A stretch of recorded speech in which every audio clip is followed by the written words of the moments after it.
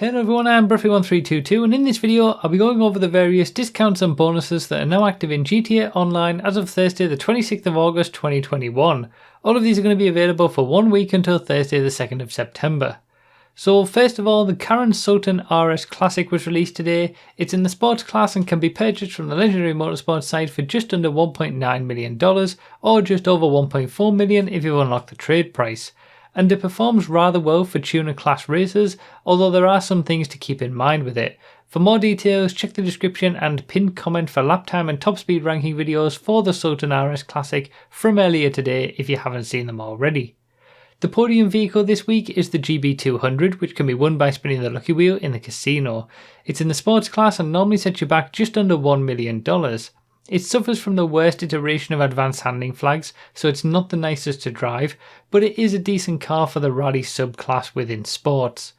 The prize ride this week is the Euros, which can be won by finishing in the top 2 in pursuit races for 4 days in a row, then claiming it at the LS Car Meet Slam Truck. It's in the sports class and normally costs you just over $1.8 million. As we saw from the recent testing videos, this isn't on the top pace for tuner races, but if you like it, there's at least a way to get it for free. The premium race this week is Business Trip, which is an old style point-to-point race in the city for the Supers class.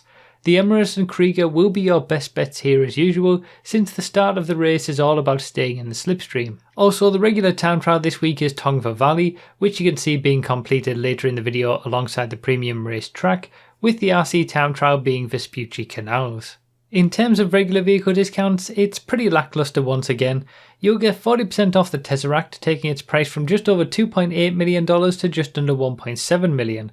There's also 40% off the Verus and Half Track, with 30% off the Spectre and Dominator GTT. But those 5 are all we have for vehicle discounts this week. You can of course find out the lap times, top speeds and tiers of all the vehicles that I've mentioned here by checking out the playlist and video links in the description and pinned comment. In terms of discounts specifically for Amazon Prime Gaming members who've linked their Rockstar Social Club accounts, you'll get 80% off the Flash GT, taking it from just under $1.7 million to just over $300,000, in addition to 35% off the Tailgater S, making it cost just under $1 million from just under $1.5 million.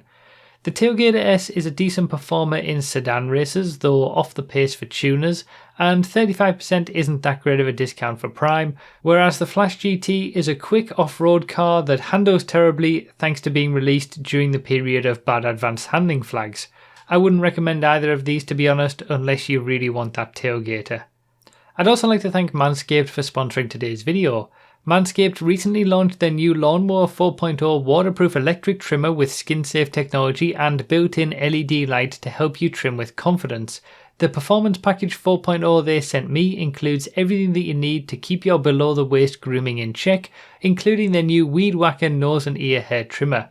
Use the link in the description to head to manscaped.com/Bruffy and get 20% off plus free international shipping. Other miscellaneous bonuses this week include triple money on associate salaries, plus double money on auto shop deliveries, recently added stunt races, and Leicester contact missions. You can also find shipwreck collectibles to unlock a new Frontier outfit. There's also 50% off bunkers and 40% off bunker renovations. In terms of my deal of the week, I think I'll go for the Tesseract this time. While it's not the quickest supercar in the game by any stretch of the imagination, it does have some use if you ever end up in a random supercar race with catch-up turned on, since the Tesseract isn't affected by it, as I've covered in a previous video. And a 40% discount on a car this pricey is a decent saving, but it's not an absolute must-buy.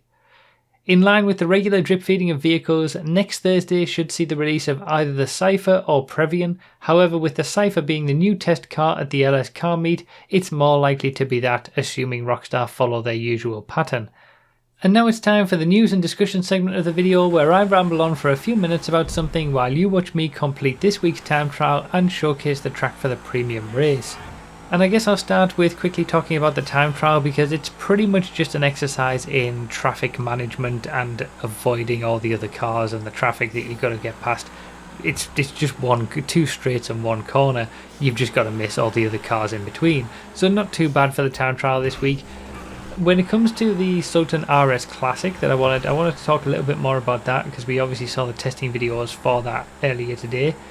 It is really good for tuner class races, but I'm quite surprised that it isn't even better. There's still a decent little bit of balance at the top of tuner races, certainly with the top 4, and you could include the Jester RR maybe as a more sort of consistent experience for people to use, but it's really not on the pace of the top 4.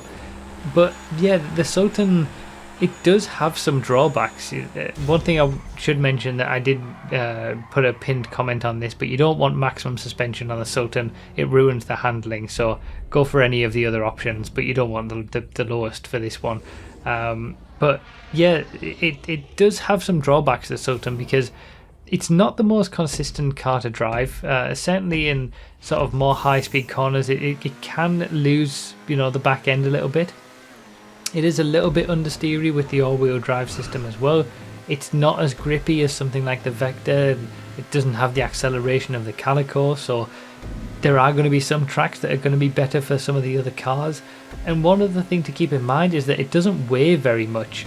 So basically, weight in GTA, weight of cars only determines how they're impacted by collisions. So a car that's heavier hitting a car that's lighter, the car that's lighter will have a much worse impact from that.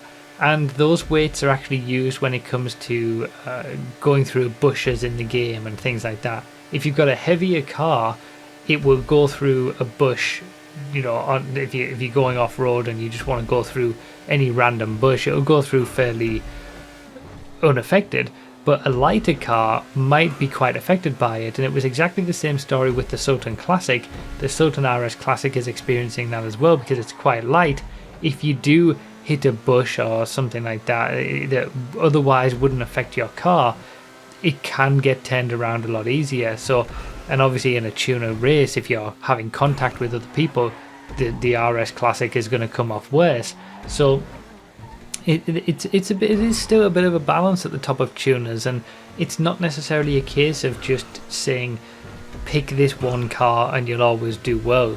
Yes, the Sultan RS Classic is sort of the one that's going to always be competitive regardless of track, but there are other drawbacks to it as well that you need to keep in mind. And ultimately, even from the top 5 or 6 tuners, especially in random races where people don't really know how to drive, you can sort of pick whichever one that you like the most in terms of what you're most consistent with and what you get the best lap times from.